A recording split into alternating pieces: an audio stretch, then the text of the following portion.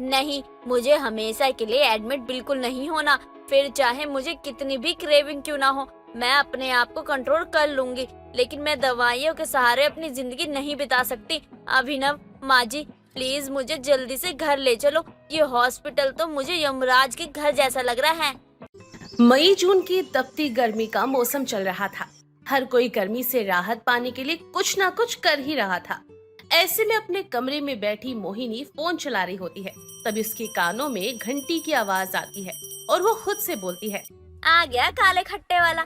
कब से मैं इसका इंतजार कर रही थी। अब जल्दी से मैं काला खट्टा खाऊंगी। गर्मियों में काला खट्टा खाने का मजा तो बस जन्नत है, जन्नत। इतना कहकर मोहिनी फटाफट से अपना फोन साइड रखे बाहर आ जाती है और बर्फ का गोला बेच रहे अंकल के पास पहुंचती है और उनसे बोलती है, भैया, जल्दी से एक काला खट्टा बना दो और नींबू थोड़ा ज्यादा डालना। ठीक है बेटा, अभी बना देता हूँ। गोले वाले अंकल फटाफट से मोहिनी को एक काला खट्टा बनाकर दे देते हैं। इसी बीच उसके आसपास और भी लोग आ जाते हैं।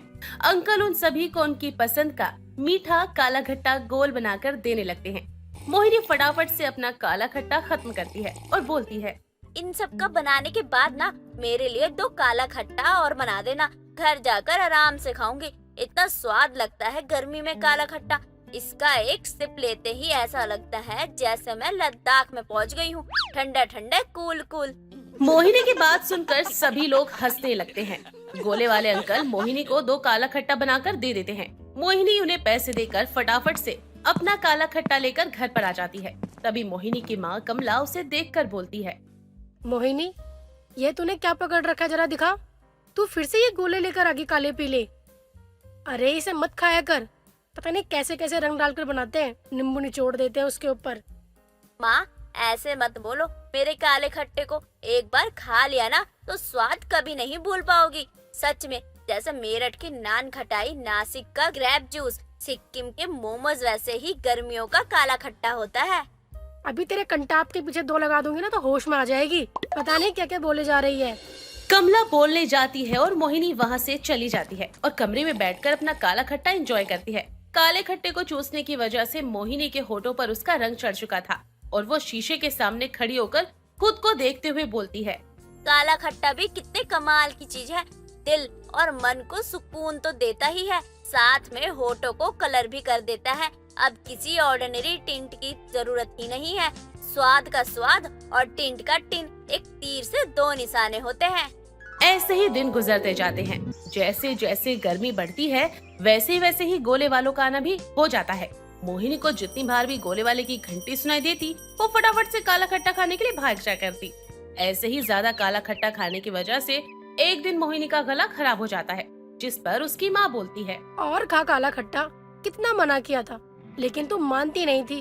अब गला जाम करके बैठ गई। अरे कितनी बड़ी हो गई है, लेकिन बचपना नहीं गया तेरा। ये काला खट्टा गोरा खट्टा जो भी है ना, अब पूरी गर्मी ना इसे हाथ मत लगा दियो। आई बात समझ में तुझे? अपनी माँ की डांट सुनकर और अपनी बिगड़ी तबीयत को देखकर मोहिनी काला खट्टा खाना बंद कर देती है। वक्त गुजरता चला जाता है। मोहिनी की शादी अभिनव नाम के एक लड़के से हो जाती है। ऐसी एक दिन मोहिनी अपनी सास जानकी के साथ बाजार जाती है, जहाँ जानकी मोहिनी से बोलती है, मोहिनी बेटा, कुछ खाना है? खाना तो है, पर पता नहीं यहाँ पर मिलेगा या नहीं। अरे बेटा, इतना बड़ा बाजार है, यहाँ पर सब कुछ मिलेगा। तू बता, तेरे को क्या खाना है? वो मुझे ना काला खट्टा खाना बहुत पसंद है। अगर वो यहाँ पर मिलता है तो प्लीज खिला दीजिए। बस इतनी सी बात, चल जल्दी तेरे को खिलाती हूँ। इतना कहकर जानकी मोहिनी को एक बहुत बड़ी आइसक्रीम की दुकान पर ले जाती है, जहाँ पर काला खट्टा से लेकर बाकी सभी आइसक्रीम सब अवेलेबल थी। तभी दुकान में काम कर रहा एक आदमी मोहिनी से बोलता है, मैडम, कौन से साइज का गोला बनाए? आपके लिए साइज क्या होगा, स्मॉल, मीडियम या लार्ज? यहाँ पर गोले का भी साइज है। मैंने तो हमेशा वो छोटे वाले गोला ही खाया है। आप एक काम कीजिए, मुझे सबसे बड़े वाला बना दीजिए। मैं बहुत बड़ी फैन हूँ काला खट्टा की।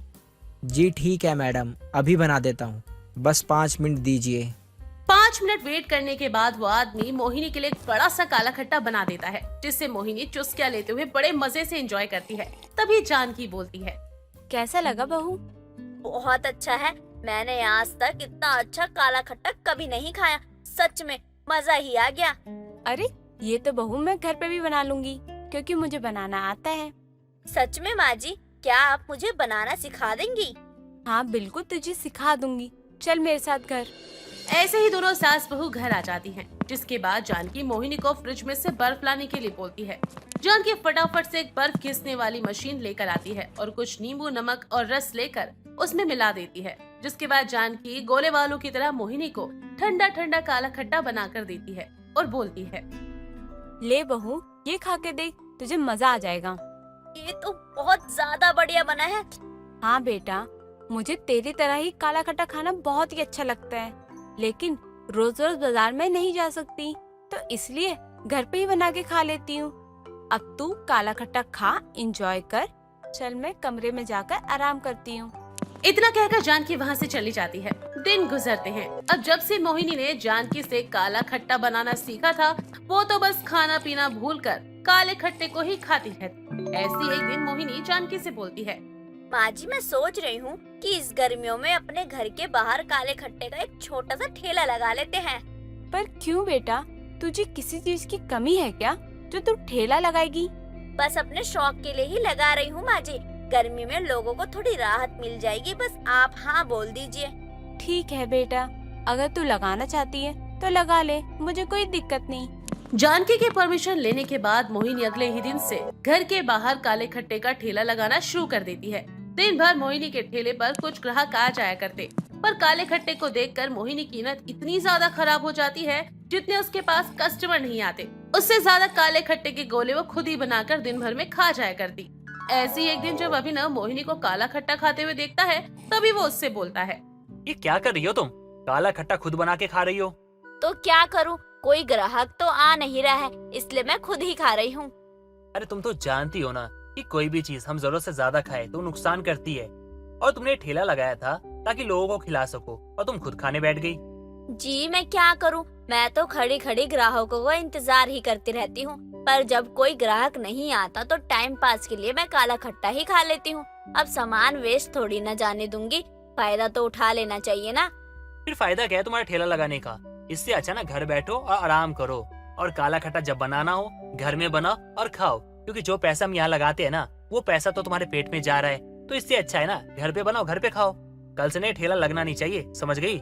अभिनव मोहिनी का ठेला लगवाना बंद कर देता है। मोहिनी का काला खट्टा खाना बंद नहीं होता। अब धीरे धीरे मोहिनी की तबीयत खराब होना शुरू हो जाती है, जिसकी वजह से उसे बुरी तरीके से उल्टी और दस्त लग जाते हैं। शरीर में पानी की कमी होने से मोहिनी को अस्पताल में भर्ती करवाया जाता है, जहां अभिनव और जानकी डॉक्टर को मोहिनी के काला खट्टा खाने के बारे में सब कुछ बता देते हैं। मोहिनी जी, एक बात पता नहीं होगी आपको, बर्फ दिखने में जितनी ठंडी होती है ना, उसकी तासीर उससे भी ज्यादा गर्म होती है।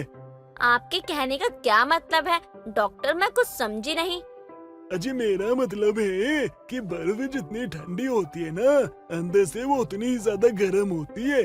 आपके लगातार काला खट्टा खाने के कारण आपके पेट में बहुत ज्यादा गर्मी हो गई, जिस वजह से आपको लूज मोशन, वोमिटिंग और बॉडी में भी दिक्कतें होनी चालू हो गई। और अगर आपको खाना है ना, तो आप एक काम किया कीजिए, अरे रूह अफ़ज़ा पीजिए, ग्लूकोन डी पीजिए, आम पन्ना पीजिए। अरे वो ठंडी भी होती है, फायदेमंद भी होती है।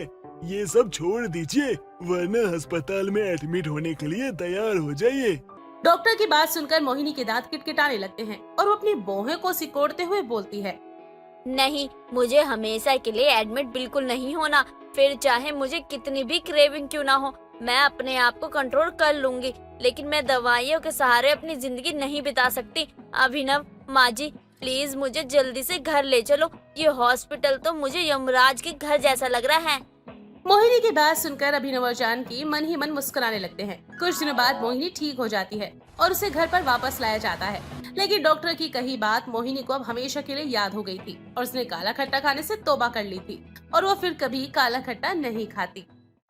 गर्मी का मौसम था और लाइट चली गई थी। रमा पसीने में लत बैठी होती है, वहीं रमा की बेटी पूजा आराम से बैठकर फोन चला रही होती है। ये देखकर रमा कहती है, अरे वैसे ही इतनी गर्मी हो रही है और तू आराम से फोन कैसे चला सकती है इस गर्मी में? तुझे गर्मी नहीं लगती है क्या? माँ, हाय तौबा मचाने से गर्मी नहीं लगेगी। अरे मैं तो बहुत कूल हूँ, इसलिए मुझे गर्मी लगती ही नहीं है। अरे मैंने ही तुझे पैदा किया है, फिर भी मैं कूल क्यों नहीं हूँ? अरे इतनी गर्मी हो रही है, फोन से गर्मी निकलती है। तू रख फोन अभी, मेरा तो दिमाग खराब हो गया है गर्मी की वजह से। माँ, अगर आपका दिमाग खराब हो रहा है तो आप मेरा दिमाग क्यों खराब करने पे लगी हुई हैं? मुझे इतनी भी गर्मी नहीं लगती है, मैं तो ऐसे ही ठीक हूँ। अगर आपको दिक्कत हो रही है तो आप जाकर बैठ जाओ। तू भी मेरे साथ चल, कूल बनने के चक्कर में यहाँ गर्मी में पड़ी रहेगी।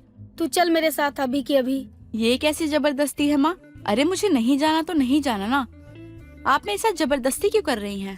क्योंकि गर्मी में तो तू मेरी बात मान नहीं रही है। देख, मुझे पहले ही बहुत ज्यादा गर्मी लग रही है और अब जब तू मुझसे बहस कर रही है तो मुझे और गर्मी लग रही है, इसलिए बोल रही हूँ। माँ, वही तो मैं आपको बोल रही हूँ ना, अगर आपको गर्मी लग रही है तो आप बाहर जाओ। मेरे ऊपर खड़ी रहोगी तो क्या आपको गर्मी नहीं लगेगी? मानती हूँ कि मैं कूल हूँ, लेकिन इसका मतलब ये थोड़ी है आप मेरे पास खड़े रहोगे तो आपको ठंडक मिलेगी। हे भगवान, क्या होगा इसका? अरे तुझे देख देख कर मुझे और गर्मी लग रही है और तू बोल रही है कि तुझे घर में ही रहना है, बाहर नहीं जाना। सबका वैसे ही गर्मी से बुरा हाल है, आए दिन लाइट चली जाती है, समझ में ही नहीं आ रहा है कि क्या करूं। सोच रही हूँ घर में एक जनरेटर लगवा लूं, कम से कम थोड़ी तो राहत मिलेगी। माँ, अगर आपके पास ज्यादा पैसे आ रहे हैं तो मुझे दे दो, मेरे पास वैसे ही पैसों की कमी है। फालतू में जनरेटर वगैरह लेने का क्या ही फायदा, पैसे उड़ाओ मत। माँ, कुछ टाइम के लिए ही तो लाइट जाती है, उसके लिए आप जनरेटर पे ये फालतू खर्चा क्यों कर रहे हो? गर्मी का मजा तो गर्मी में ही आता है ना, और वैसे भी आप तो घर में ही रहती हैं और घर में कोई ओवर गर्मी नहीं लगती है, बस आप ओवर कर रही हैं। मुझे सब समझ आता है आपका। बेटा, पूरी दुनिया में हर कोई एक्टिंग नहीं करता, सबको गर्मी लगती है तभी सब बोलते हैं। सब तेरी तरह कूल बनकर नहीं रह सकते ना। जितना मैं तुझसे बहस करूंगी उतना ही मेरा खून और खौलेगा और मुझे और गर्मी लगेगी। इससे अच्छा मैं खुद ही बाहर जा रही हूँ, तुझे आना होगा तो तू अकेले आ जाएगी। इतना बोलकर रमा बाहर चली जाती है और पूजा आराम से घर में बैठी रहती है। ऐसे ही कई दिन निकल जाते हैं। अब गर्मी बढ़ती जा रही थी। एक दिन नीतू के साथ बाहर घूमने के लिए जाती है। बहुत ज्यादा धूप होती है। नीतू ने खुद को तो ढका भी होता है और अपने साथ पानी की बोतल, हाथ में पंखा सब लेकर चलती है। वहीं दूसरी तरफ पूजा जो मस्त गर्मी में चल रही थी, ये देखकर नीतू बोलती है, यार आज लगता है गलत प्लान बना लिया हमने बाहर जाने का। मुझे तो लग रहा है अभी भी समय है कि हमें मना कर देना चाहिए और वापस घर चलना चाहिए। बहुत ज्यादा गर्मी है यार, मेरी तो तबीयत ही डाउन हो रही है। चलना घर चलते हैं, वरना ऐसे ही हम झुलस जाएंगे गर्मी में। यार, कहाँ से तुझे गर्मी लग रही है? मुझे तो कहीं भी गर्मी नहीं लग रही है, और ऊपर से प्लान तो तूने ही बनाया था ना, अब तू ही मना कर रही है। यार मैं सही बोल रही हूँ, मैं पागल थी जो मैंने प्लान बना लिया, लेकिन अब जो हालत है ना उसे देखकर मैं बोल रही हूँ प्लान को कैंसिल ही करना बेहतर है। देख, अभी हम आधे रास्ते तक भी नहीं आए तब मेरी ये हालत हो गई है। पूरे वहाँ तक गए तब तक तो मैं बेहोश हो जाऊंगी। बहन मान जा यार, घर चलते हैं ना, मैं नहीं जाऊंगी। अबे यार, एक तो पहले से ही तू पापा की परी बन के आई है, ऊपर से तूने ही प्लान बनाया, अब तू ही मना कर रही है। देख, मैं प्यार से बोल रही हूँ, चल ले, वरना मैं अगली बार तेरे साथ कभी नहीं जाऊंगी। अरे ऐसा थोड़ी होता है, इतनी गर्मी भी नहीं है। देख, मुझे तो गर्मी लग ही नहीं रही है, सिर्फ तुझे ही लग रही है। भाई तो कूल है, लेकिन इसका मतलब ये तो नहीं कि हर कोई तेरी तरह कूल हो सकता है। सच बता रही हूँ, प्लीज यार मेरी बात मान जाना। अगर मैं तेरी तरह जरा सा भी कूल होती तो मैं कभी मना ही नहीं करती, लेकिन मेरे में इतनी हिम्मत नहीं है कि मैं गर्मी में जा सकूं। नीतू वहीं से वापस हो जाती है और घर चली जाती है। पूजा को बहुत ज्यादा गुस्सा आता है और फिर वो अकेले ही मार्केट जाती है और शॉपिंग भी करती है। ऐसे ही पूजा को हर कोई कूल कहता था, क्योंकि जिस तपती गर्मी में लोगों की हालत खराब हो रही थी, लोग घर से निकलना पसंद नहीं कर रहे थे। उस गर्मी में पूजा बहुत ही ज्यादा कूल थी। कुछ दिनों बाद पूजा के बॉयफ्रेंड विजय का बर्थडे आता है और नीतू पूजा के घर जाती है। अच्छा हुआ नीतू यार, तू आ गई, मुझे आज तेरी बहुत मदद की जरूरत है। हाँ भाई हाँ, मुझे पता है आज तेरे बॉयफ्रेंड का बर्थडे है, तभी तो तू मुझे याद कर रही है, वरना तुझे कहाँ ही मेरी याद आएगी। वरना तो तू हमेशा ही उस दिन के लिए ताने देती रहेगी। यार, अब तेरे तो ताने सुनने के काम ही हैं, तो इसमें मैं क्या कर सकती हूँ? उस दिन तेरी ही पूरी गलती थी, तूने ही पहले प्लान बनाया और बाद में तूने ही मना कर दिया। अरे अगर तुझे गर्मी लगती है तो तुझे पहले सोचना चाहिए था ना, तेरी वजह से मुझे अकेले ही शॉपिंग पे जाना पड़ा। अरे बाबा ठीक है, मुझसे ही गलती हो गई थी। मैं अपनी गलती के लिए माफी मांगती हूँ। मुझे माफ कर दे। मुझे बहुत गर्मी लग रही है, इसलिए अब से आगे का प्लान बनाने के लिए सोचूंगी। हाँ तो जब तक मेकअप का सामान निकल, मैं अभी नहा के आती हूँ। अरे जल्दी क्या है नहाने की? गर्मी में तो जितना भी नहा लो कम ही लगता है। पूजा नहाने चली जाती है और फिर कपड़े पहनकर आ जाती है। पूजा के कपड़े देखकर नीतू जोर जोर से हंसने लगती है। अरे तू किसी जागरण में जा रही है क्या, जो इतने भारी कपड़े पहने हैं? या फिर तेरे बॉयफ्रेंड की शादी में जा रही है, उसकी किलसाने? भाई अगर बहुत ज्यादा गर्मी है तो कुछ हल्का पहन लेना। नहीं, मैं तो यही पहनूंगी।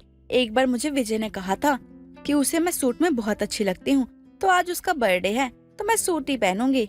इसलिए मुझे आज सूट ही पहनने का मन है। और ये बात तू कैसे भूल जाती है कि मुझे गर्मी नहीं लगती है? गर्मी में तो मैं बहुत कूल रहती हूँ। पूजा जल्दी से तैयार होकर विजय के जन्मदिन के लिए निकल पड़ती है। पूजा जैसे ही विजय के पास पहुंचती है और विजय को एक पतली सी टी शर्ट और हाफ निक्कर में देखकर कहती है, ये क्या विजय, तुम्हें यही कपड़े मिले थे पहनने के लिए? आज तुम्हारा बर्थडे है, तुम जाओ जीन्स और बढ़िया सी शर्ट पहन कर आना। एक काम करो, वो वाली शर्ट पहन लो जो मैंने तुम्हें उस दिन दिलाई थी। पूजा तुम पागल हो गई हो क्या? मैंने जो कपड़े पहने हैं मैं उसमें भी अनकंफर्टेबल फील कर रहा हूँ, और तुम कह रही हो जाके मैं शर्ट पहन कर आऊँ, जींस पहन कर आऊँ? अरे मुझसे नहीं होगा। और एक बात मुझे आज तक कभी समझ नहीं आई, मेरे बर्थडे पर ही इतनी गर्मी क्यों आती है? और तुमने ये क्या पहना हुआ है? तुमको गर्मी नहीं लगती क्या? नहीं, मैं कूल हूँ, लेकिन मैं विजय यहाँ बस तुम्हारे लिए इतना तैयार होकर आई हूँ। और अब तुम खुद ऐसे बनकर जाओगे तो अरे मेरे लिए कुछ अच्छा पहन लो ना।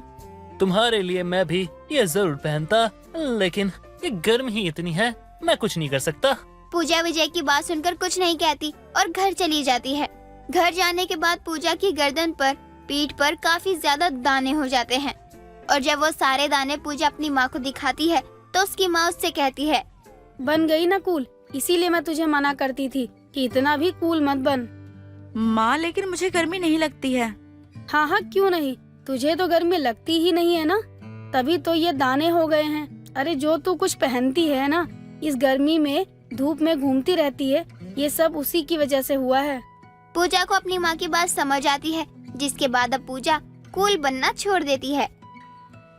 अनीशा की ननंद अंजलि में बहुत ही सारा घमंड था, क्योंकि अंजलि दिखने में बहुत खूबसूरत थी और अनीशा दिखने में काली और बदसूरत थी। अंजलि आए दिन अपनी भाभी को नीचा दिखाने की कोशिश किया करती थी। एक बार की बात है, अंजलि अपने घर पर अपनी दोस्त नेहा को लेकर आती है। तभी अंजलि नेहा को अपना घर दिखाती है और कहती है, नेहा देख, मेरा घर कितना ब्यूटीफुल है। जिस तरह से मैं ब्यूटीफुल हूँ, ठीक उसी तरह से मेरा घर भी ब्यूटीफुल है। बहुत सारा पैसा खर्च हुआ है इस घर को बनाने में। जिस तरह से मैं अपनी ब्यूटी को बनाए रखने के लिए पैसा खर्च करती हूँ, ठीक उसी तरह से मेरे घर वाले मेरे घर को सुंदर रखने के लिए पैसा खर्च करते हैं। अरे वाह अंजलि, तेरा घर तो बहुत ही सुंदर है। घर देखकर तो ऐसा लग रहा है कि घर के मेंबर भी बहुत ही अच्छे होंगे। घर देखते देखते नेहा की नजर अनीशा पर जाती है। अनीशा को देखकर नेहा अजीब सा मुंह बना लेती है और अंजलि से कहती है, ले अंजलि, घर तो इतना सुंदर है और लेकिन तभी भी तूने कंजूसी कर दी है। नौकरानी तो अच्छी रख लेती कम से कम, इतनी बदसूरत सी नौकरानी रखी है तूने। अरे यार, ये नौकरानी नहीं बल्कि मेरी भाभी है। अरे कहते हैं ना, जब किस्मत पर पत्थर पड़े हों तब सोने की तलाश में इंसान को अक्सर कोयला मिलता है। तो बस वही सब हुआ है मेरे घर वालों के साथ। मेरे घर वाले अपने आप को बहुत अच्छा दिखाने की कोशिश करते हैं। उन्हें ऐसा लगता है कि ऐसा रंग रूप कुछ नहीं होता, इसलिए तो ये काली कलूटी बैगन लूटी को उठाकर इस घर में ले आए हैं। छी छी छी छी छी भगवान, इतनी काली और इतनी बदसूरत है। इस काली कलूटी के हाथ से खाने से अच्छा है ना कि मैं किसी भैंस का झूठा खा लूं। अरे नेहा, भले ये काली कलूटी हो लेकिन खाना तो बहुत टेस्टी बनाती है। और तुझे पता भी है, ये भैंस की तरह सीधी भी है, कुछ नहीं बोलती। अच्छा सुन, एक काम करते हैं, इससे ना नाश्ता मंगाते हैं। जब ये खाना लेके आएगी ना तो इसका ना खूब मजाक उड़ाएंगे हम।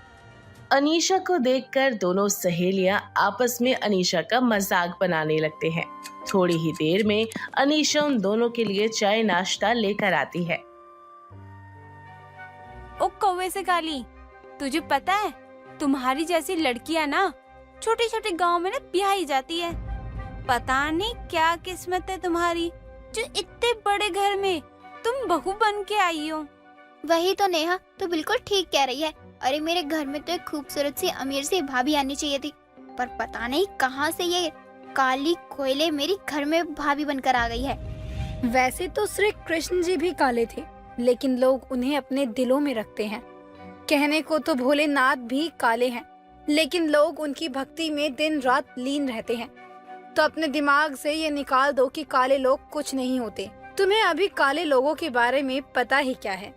वो भले ही बाहरी रूप से काले होते हैं, लेकिन वो दिल के बहुत साफ होते हैं। तुम्हारी तरह गोरी चमड़ी लेकर काले दिल वाले नहीं होते हम लोग। अरे अंजलि, तूने तो कहा था तेरी भाभी तो भैंस जैसी है, वो भी काली। ये तो कुछ और ही लग रही है, सांड लग रही है बिल्कुल। और हमें देखो कैसे आंखें दिखा रही है। अभी लग रहा है हम पे सींग मार देगी आकर। बहुत ज्यादा तुम्हारी जुबान खुलने लग गई है क्या? चुपचाप अंदर जाओ, अंदर जाकर काम करो, वरना मुझसे बुरा कोई नहीं होगा। तो तुम भी अपनी दोस्त को समझा दो अंजलि कि वो इस घर में मेहमान बनकर आई है, तो मेहमान बनकर रहे। सर पर चढ़कर तांडव करने की कोई जरूरत नहीं है इसे। इसे किसी ने हक नहीं दिया कि ये किसी का भी कैसा भी मजाक बनाए। अरे अंजलि, लगता है तेरी भाभी को बुरा लग गया। अरे भाभी, आप ना बहुत गोरी हो। अरे आपकी स्किन कितनी ज्यादा ग्लो कर रही है, भैंस से भी ज्यादा। अंजलि अनीशा को वहाँ से जाने के लिए कह देती। बेचारी अनीशा चुपचाप वहाँ से चली गई। ऐसे ही कुछ दिन बाद अंजलि फिर से अपनी किसी दोस्त को घर पर लेकर आती है और अनीशा की खूब इंसल्ट करवाती है। ये सब देखकर अनीशा को नहीं रहा जाता और उसने भी अब ठान लिया था कि वो अपनी ननद की अकड़ तोड़कर ही रहेगी। इसे बहुत घमंड है ना अपनी खूबसूरती पर। ठीक है, अब इसकी खूबसूरती ही खत्म करूंगी मैं। तब जाकर इसे समझ में आएगा कि किसी को परेशान करने का नतीजा होता क्या है। अनीशा बहुत ज्यादा परेशान हो चुकी थी, इसलिए वो अपनी ननद का घमंड तोड़ना चाहती थी। इसलिए अनीशा बाहर से केमिकल वाले कुछ क्रीम्स लेकर आती है और क्रीम को अंजलि के ब्यूटी प्रोडक्ट में मिक्स कर देती है। कुछ ही दिन बाद जब अंजलि नहा धोकर अपना स्किन केयर करती है तो थोड़ी ही देर में उसकी स्किन जलने लगती है और वो बहुत जोर से चिल्लाने लगती है। मम्मी कहाँ हो तुम? जल्दी आओ, मेरी स्किन बहुत जल रही है। मम्मी जल्दी आओ, मेरी जान निकल रही है। ऐसा कहकर अंजलि बहुत ही ज्यादा चिल्लाने लगती है कि तभी वहाँ पर अंजलि की माँ कविता आती है और वो अपनी बेटी को इस तरह चिल्लाता देखकर घबरा ही जाती है। जिसके बाद कविता और अनीशा दोनों अंजलि को एक स्किन डॉक्टर के पास लेकर जाते हैं, जहाँ स्किन डॉक्टर अंजलि का चेकअप करते हैं और स्किन पर ठंडी क्रीम लगाने के बाद कहते हैं, अंजलि, आपकी स्किन तो पूरी तरह डैमेज हो चुकी है। लगता है आपने बहुत ज्यादा ही केमिकल वाले प्रोडक्ट यूज किए हैं, तभी आपकी स्किन का ये हाल हो चुका है। खैर, फिलहाल के लिए मैं आपको कुछ दवाइयाँ दे देता हूँ और उम्मीद करता हूँ कि इन दवाई से आपकी स्किन जरूर ठीक होगी, लेकिन अभी के लिए मैं इस पर कुछ नहीं कह सकता। मम्मी मेरे साथ ऐसा क्यों हो रहा है? मम्मी आखिर मैंने किसी का क्या बिगाड़ा था? अब मुझे देखकर हर कोई मेरा मजाक उड़ाएगा। मम्मी मेरी स्किन पूरी तरह से खराब हो चुकी है। बेटा, रोने से कुछ नहीं होगा। और वैसे भी कहीं ना कहीं ये जो कुछ भी हुआ है ना, वो तेरे घमंड का ही नतीजा है। तो हमेशा अपनी भाभी का मजाक बनाती थी, तो देख आज तेरा चेहरा पूरी तरह खराब हो चुका है। बेटा, हमें कभी भी अपनी खूबसूरती का घमंड नहीं करना चाहिए। माँ जी, ये सही वक्त नहीं है अंजलि को कुछ कहने का। इस बारे में हम घर जाकर बात कर लेंगे। जिस चेहरे पर अंजलि को बहुत ज्यादा घमंड था, अब वो चेहरा खराब हो चुका था। कविता और अनीशा दोनों अंजलि को घर पर लेकर आ जाते हैं। घर आने के बाद पूरे घर में मासूमियत छा जाती है। अंजलि एक कमरे में उदास पड़ी हुई थी। अंजलि को इस तरह देखकर अनीशा को बिल्कुल भी अच्छा नहीं लग रहा था। हे भगवान, मैंने अंजलि के साथ बिल्कुल भी अच्छा नहीं किया। हाँ, मैं इसका घमंड तोड़ना चाहती थी, पर मुझे नहीं पता था कि इस बदले की भावना में अंजलि का चेहरा इस तरह खराब हो जाएगा। अब मुझे इसका चेहरा कैसे भी करके ठीक करना होगा, वरना इस बेचारी की पूरी लाइफ खराब हो जाएगी। एक लड़की की असली पहचान उसके चेहरे से ही होती है। इस तरह अनीशा को अपने किए पर बहुत ही पछतावा होता है। इसलिए अनीशा इंटरनेट पर बेस्ट से बेस्ट स्किन डॉक्टर को सर्च करती है और एक दिन अनीशा अंजलि को एक बेस्ट स्किन डॉक्टर के पास लेकर जाती है, जहां डॉक्टर अंजलि को देखकर उसका ट्रीटमेंट शुरू कर देते हैं। शुरू में अंजलि को ज्यादा फर्क महसूस नहीं होता, लेकिन धीरे धीरे अंजलि का चेहरा अब ठीक होने लगता है। ये सब देखकर अंजलि को बहुत ही खुशी होती है और वो अपनी भाभी से कहती है, भाभी मुझे माफ करना, मैंने तुम्हें बहुत भला बुरा कहा, पर आज तुम्हारी वजह से ही मेरा चेहरा पहले से बहुत ठीक हुआ है। अगर तुमने मुझे ठीक करने के लिए इतने एफर्ट्स ना लगाए होते तो शायद आज मेरा चेहरा ठीक ना होता। मैंने तो उम्मीद ही छोड़ दी थी भाभी कि मैं कभी ठीक भी हो पाऊंगी, पर आज जो कुछ भी हुआ है ना, वो सिर्फ और सिर्फ तुम्हारी वजह से हुआ है भाभी। तुम चिंता मत करो अंजलि, देखना एक दिन तुम पूरी तरह से ठीक हो जाओगी। पर भाभी मुझे माफ कर दो, मैं हमेशा आपके काले रंग को लेकर आपका मजाक बनाती रही, पर आज मुझे पता चल रहा है कि आप भले ही काले हो लेकिन मन के आप बहुत सुंदर हो। मुझे गर्व होता है कि मेरी भाभी इतनी अच्छी है। और इस तरह से अनीशा ने अपनी गलती सुधार ली थी और कहीं न कहीं अपने व्यवहार से अपनी ननद को भी पूरी तरीके से बदल दिया था। ये कहानी है शांति। शांति का जैसा नाम था उसका बर्ताव भी बिल्कुल वैसा था। वो अपने इकलौते बेटे विकास के साथ रहा करती थी। उसने अकेले ही अपने बेटे को पाल पोस कर बड़ा किया था। ऐसे ही शाम को विकास अपने हाथ में मिठाई का डब्बा लिए घर आता है और अपनी माँ का मुंह मीठा करते हुए उससे कहता है, माँ माँ माँ माँ, आज मैं बहुत खुश हूँ माँ, ये लीजिए मिठाई खाइए। अरे लेकिन विकास हुआ क्या? ये मिठाई किस खुशी में? माँ आपको पता है आज ना मेरा प्रमोशन हो गया है। अरे अब तो मैं दुनिया की सारी खुशियाँ लाकर आपके कदमों में रख दूंगा। बेटा तू मुझे कुछ मत दे, मैं तो इसी में खुश हूँ कि तेरी नौकरी लग गई। इस तरह शांति अपने बेटे की खुशी में खुश हो जाती है। समय बीतता है और बीतते समय के साथ शांति अब विकास की शादी के बारे में सोचने लगती है, लेकिन इससे पहले वो विकास से बात करना चाहती थी। और ऐसी एक दिन शांति विकास के साथ बैठकर उससे बातें कर रही थी। तभी वो बातों ही बातों में विकास को बोलती है, विकास मैं क्या सोच रही थी कि अब तू बड़ा हो गया है, क्यों ना मैं तेरे हाथ पीले कर दूं? वो माँ वो माँ मेरी उम्र ही क्या है, अभी शादी करने की क्या ही जरूरत है। बेटा तू 27 साल का हो गया है और तू कह रहा है कि तेरी शादी की उम्र नहीं। देख बेटा, मैं तेरी माँ हूँ, इसलिए जिंदा रहते मैं तेरा घर बसते देखना चाहती हूँ। अगर तू किसी को पसंद करता है तो तू मुझे बता सकता है, मैं तेरी पसंद की रिस्पेक्ट करूंगी। इसलिए अगर तूने किसी को भी पसंद किया है तो तू मुझे साफ साफ बता दे, मैं कभी उसे रिजेक्ट नहीं करूंगी। माँ वो क्या है ना, मैंने वो हाँ मैं सुन रही हूँ, घबरा मत, बता दे मुझे कौन है, क्योंकि तेरे हिचकिचाहट देखकर मुझे इतना तो पता चल ही गया कि तू किसी से तो बात करता है। अब बता जल्दी, कौन है वो? माँ उसका नाम आरवी है। आरवी? ये तो बड़ा ही अलग और प्यारा नाम है। हो ना हो, जिस तरह उसका नाम अलग है ठीक वैसे ही वो भी अलग होगी। क्यों, सही कह रही हूँ ना मैं? माँ वो प्यारी तो बहुत है, लेकिन वो बंगाली है। अरे बंगाली है तो क्या हो गया, इंसान तो है। और जब तूने उससे प्यार किया था तब तो तूने ये नहीं सोचा कि वो बंगाली है, और अब शादी के टाइम पे तू इतना सोच रहा है। नहीं माँ ऐसी बात नहीं है। वो क्या है ना, मैंने सोचा अगर आपको बताऊंगा तो आप बोलोगी बंगाली है, काला जादू जानती होगी, इसलिए डर के मारे बता नहीं रहा था कुछ। अरे मुझे क्यों दिक्कत होगी? अपनी माँ की ऐसी बात सुनकर विकास तो बहुत ही खुश होता है, और आखिर वो होता भी क्यों ना हो। लोगों की माँ को लव मैरिज से काफी परेशानियां होती हैं, लेकिन शांति तो बड़ी आसानी से ही मान गई थी। अब क्या था, विकास अगले ही दिन आरवी को अपनी माँ से मिलवाता है। उसको देखते ही शांति इस शादी के लिए मान जाती है, और जब ये बात आरवी की दोस्त नेहा को पता चलती है तो वो आरवी को भड़काते हुए कहती है, अरे आरवी, मुझे लगता है कि इसकी माँ कैसे मान गई इतनी जल्दी शादी के लिए। अरे मेरा मतलब ये है कि किसी की माँ कैसे मान सकती है अपने बेटे की मनपसंद शादी करवाने के लिए, और इतनी जल्दी कोई माँ कैसे ही मान सकती है।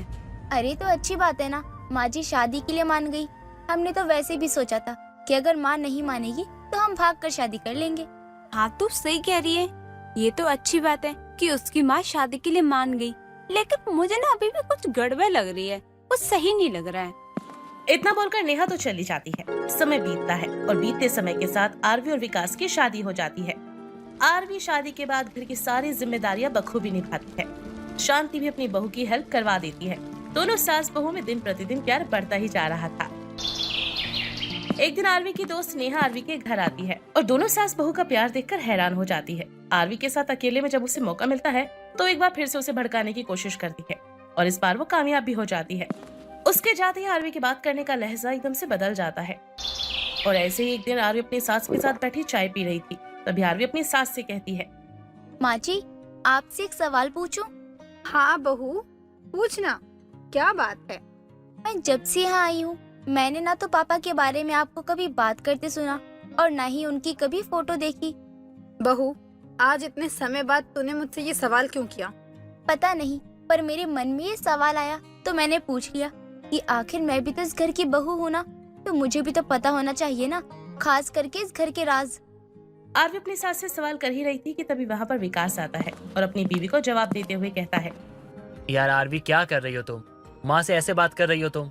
अरे वो तुम्हारे सवालों का जवाब नहीं देना चाहती है तो छोड़ो ना, बात को खत्म करो। क्या जरूरत है ऐसे बेतुके से सवाल पूछने की? अच्छा तो ठीक है, अगर माँ जी मेरी सवालों का जवाब नहीं देना चाहती तो तुम ही दे दो। मैं जानना चाहती हूँ कि आखिर पिताजी है कहाँ? नहीं है यहाँ पर। यहाँ नहीं है तो पर गए कहाँ? मर गए हैं, समझी? अब बात को खत्म करो और जाओ यहाँ से, अपना काम करो। इतना बोलकर विकास अपनी माँ को अपने साथ कमरे में ले जाता है। अब तक आरवी को उसके सवालों का जवाब नहीं मिला था क्योंकि विकास काफी गुस्से में था, इसलिए बस वो दोबारा ये सवाल नहीं करती।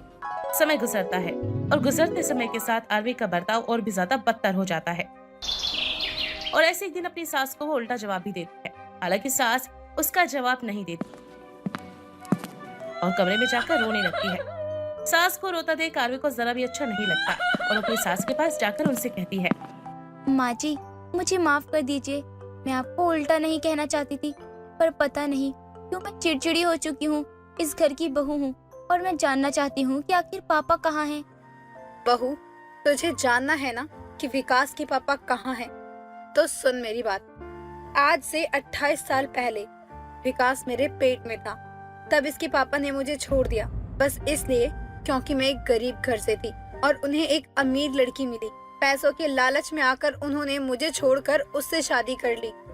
मेरा दुल्हन बनने का सपना ही रह गया।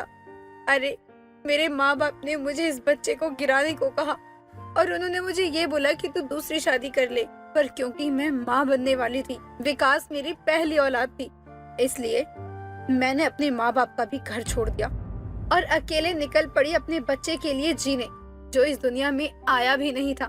पहले मुझे दिक्कत हुई, पर फिर मैंने धीरे धीरे सब कुछ मैनेज किया। कुछ ही महीनों में विकास ने जन्म लिया।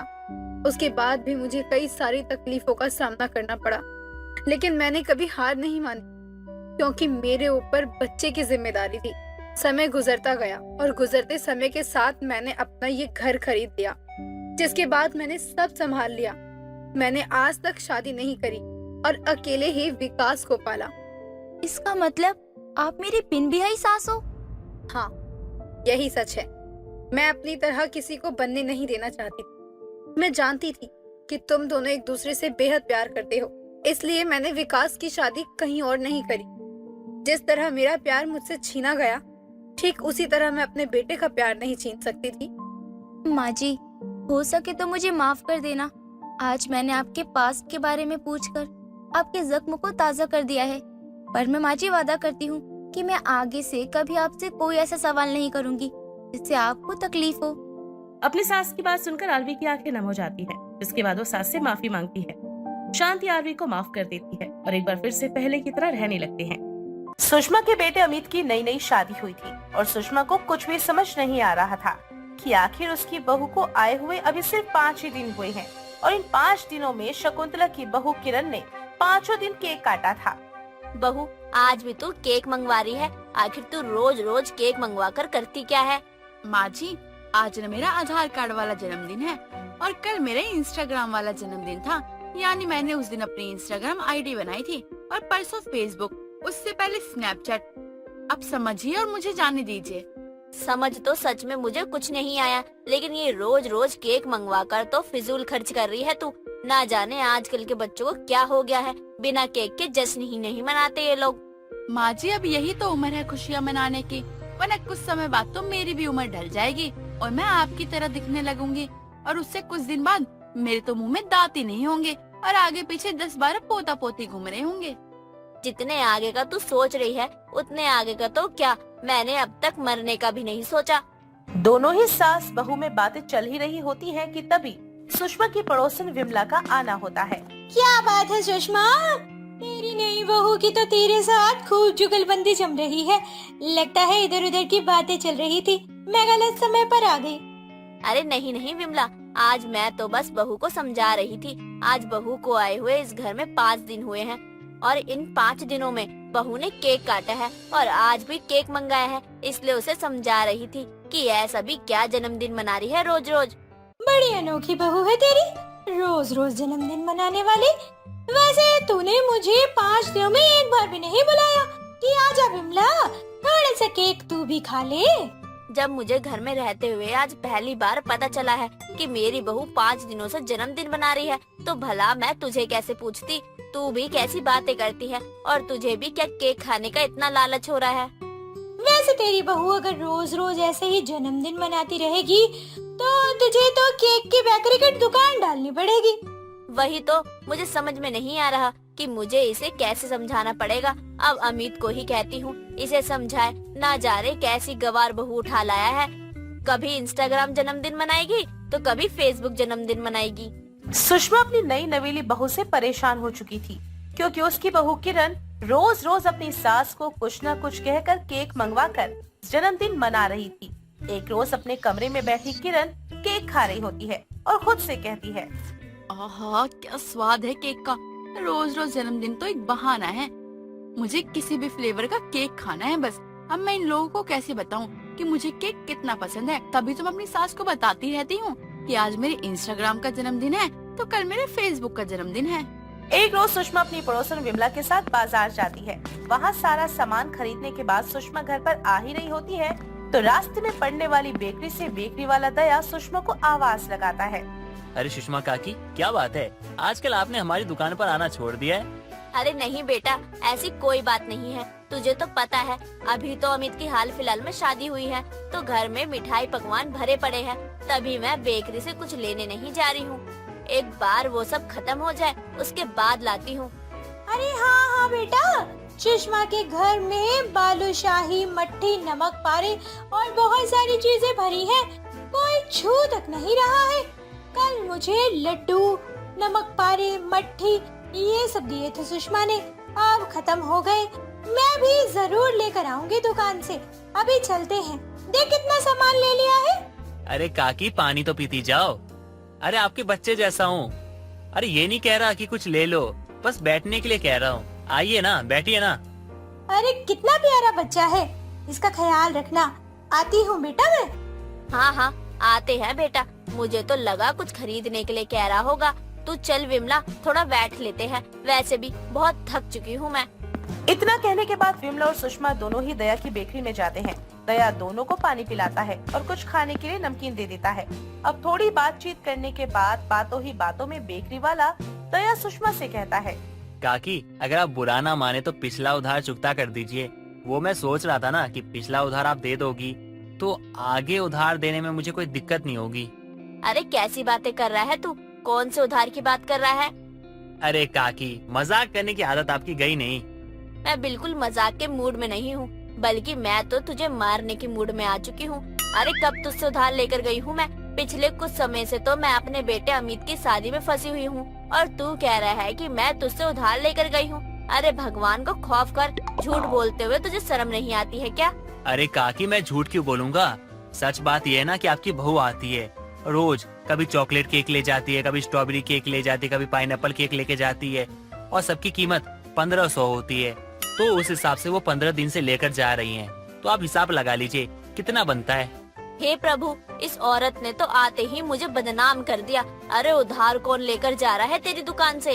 अरे अमित भैया भी तो आते हैं और वो तो ये कहते हैं कि सारे पैसे माँ देंगी। अच्छा ठीक है, मैं शाम तक पैसे भिजवा दूंगी। चल विमला, आज इसकी अच्छे से खैर लेती हूँ। सुषमा गुस्से में घर पहुंचती है और घर पहुंचते ही अपनी बहू पर चिल्लाने लगती है। क्या जरूरत है तुझे रोज रोज जन्मदिन मनाने की? वहाँ बेकरी वाले दया के पूरे 22,000 का बिल बना है सिर्फ केक का। अब क्या उसका बिल तेरा बाप भरेगा? माँ जी, वो ना मेरे पिताजी ना मेरी जिम्मेदारी नहीं लेंगे क्योंकि मेरी शादी हो चुकी है। अब मेरा जो है वो मेरा ससुराल है और मुझे क्या पता कि यहाँ जो रोज रोज केक आता है वो इतना महंगा होता है। ये बात आप उनसे पूछिए ना। हाँ, आज उसे भी आने दे, उसकी भी आज अच्छे से खैर लूंगी मैं। अब थक हार कर अमित देर शाम घर पर आता है। उसके हाथ में भी केक का डब्बा होता है। केक के डब्बे को देखकर सुषमा का पारा फिर से हाई हो जाता है और सुषमा अपने बेटे को जोरदार तमाचा लगाते हुए कहती है, आज भी केक उठाकर लेकर आ गया, तो अब तो दया की दुकान का पैसा तू ही भरेगा, चाहे कुछ भी हो जाए। लेकिन हुआ क्या है? आप इतने गुस्से में क्यों हो और मुझे क्यों मारा आपने? जैसे तेरी और तेरी पत्नी की हरकतें है ना, उस हिसाब से तो मेरा दिल कह रहा है कि मैं तुम दोनों को घर से निकाल दूं। लेकिन अभी इस वक्त मैंने तुम दोनों को अगर घर से निकाला तो मोहल्ले वाले मुझ पर ही थूकेंगे कि बेटे की नई नई शादी की और उन्हें घर से निकाल दिया। लेकिन माँ, आखिर ऐसा हुआ क्या है? आपके मन में ऐसे ख्याल क्यों आ रहे हैं कि आप मुझे और अपनी नई नवेली बहू को घर से निकाल दो? ये तो तुझे तेरी पत्नी से पूछना था ना। आखिर वो किस खुशी में रोज रोज जन्मदिन मनाती है और तुझे पता है दया की दुकान का कितना उधार बाकी है। इस केक को लगाकर करीब 23,000 बाकी है दया की दुकान के सिर्फ केक के। अमित इतना सुनता है कि तभी उसके हाथ से केक का डब्बा नीचे गिर जाता है और अमित अपनी पत्नी की तरफ देखता हुआ उससे कहता है, अब तुम यह पैसे खुद को बेच कर दो या खुद का मंगलसूत्र बेच कर दो, मुझे मतलब नहीं है। माँ आपको जितनी मर्जी गाली देनी है इसे दीजिए, मुझे मत दीजिए। उसे तो मैं बाद में देख लूंगी, लेकिन अभी तुझे इसका साथ देने के लिए मुजरिम तो करार करना ही होगा। घर पर कलेश होता देखकर किरण रोने लगती है और सच सच बता देती है कि आखिर वो रोज रोज जन्मदिन क्यों मना रही थी। हालांकि आज उसका असली जन्मदिन था, लेकिन केक तो गिरकर बेकार हो चुका था। मुझे ना स्ट्रॉबेरी और पाइनएप्पल और चॉकलेट केक बहुत पसंद है, इसलिए मैं किसी भी बहाने से रोज ना रोज केक मंगवा ही लेती हूँ और खा लेती हूँ। लेकिन मुझे क्या पता था कि ये केक इतने महंगे हैं और उसका इतना बिल आ जाएगा। मुझे माफ कर दो, आज के बाद मैं कभी भी ऐसा नहीं करूँगी और ना ही मैं केक की तरफ देखूंगी। देर आए दुरुस्त आए। अगर इस घर में आज के बाद से केक आ गया और किसी ने भी जन्मदिन का नाम लिया तो उसे मैं घर से निकाल दूंगी। सुषमा जैसे तैसे केक के पैसे तो दे देती है, लेकिन वो इस बात से खुश थी कि बहू का रोज रोज का झंझट अब खत्म होने वाला था। और उस दिन के बाद से सुषमा के घर में सचमुच में कोई जन्मदिन का नाम नहीं लेता।